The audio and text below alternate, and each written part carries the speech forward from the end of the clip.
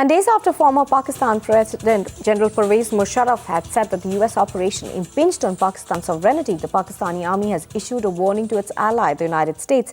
General Kayani at the Corps Commanders meeting in Islamabad made it clear that if the US repeated a unilateral raid similar to Operation Geronimo, then Pakistan would review the level of military cooperation it provides to the United States.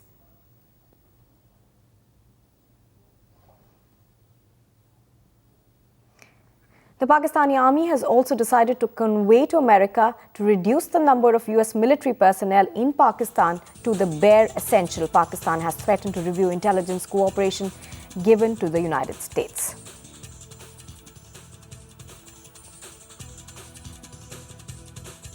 American analysts like Lisa Curtis from the Heritage Foundation indicate that General Kayani's statements are likely directed towards a domestic audience. Pakistan remains very dependent on US aid and also IMF funding, the disbursements of which can be held up by Washington, D.C. if it so chooses. So while Pakistan makes noises about the recalibration of US-Pakistan military ties, there's little chance of any immediate substantial changes. In New York, Natasha Srani for Times Now. Let me clarify one thing. I think the notion that Pakistan-US relations have nosedived, this is not quite our understanding.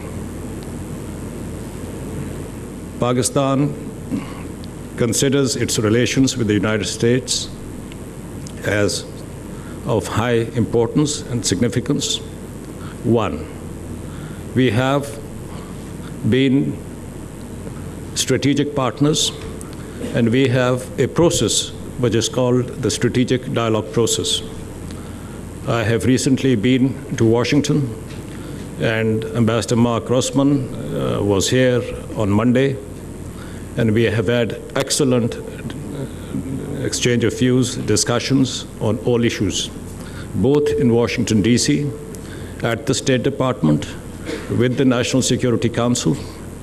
I think we have been able to get the trajectory reaffirmed and, more importantly, agreed to work the trajectory of our cooperation in the right direction. But America has offered no apologies for the secret mission that killed Osama bin Laden, even saying that if faced with a similar situation, the US would carry out such a mission again.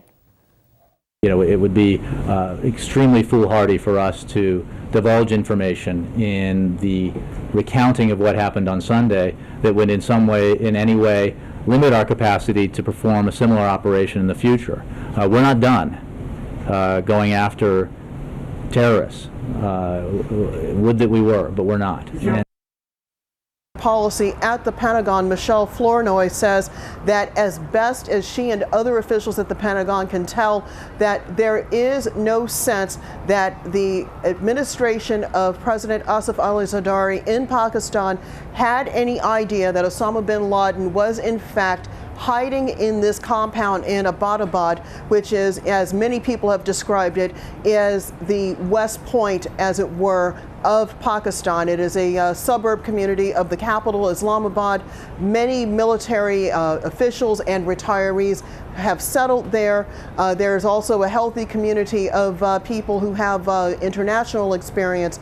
But again, Ms. Flournoy is suggesting that at least from the Pentagon's perspective, they do not believe that the Pakistani government knew that bin Laden was there, much less might have been there for several years. That's really the first on-the-record statement coming from anyone within the Obama administration.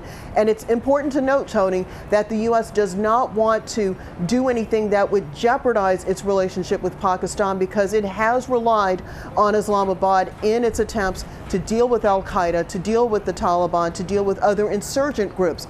That said, there is a lot of criticism, particularly coming from both Republicans and Democrats in the U.S. Congress, about what the Pakistanis knew, how much assistance might have been given, and who ultimately should be held responsible. And of course, in America, everything comes down to money.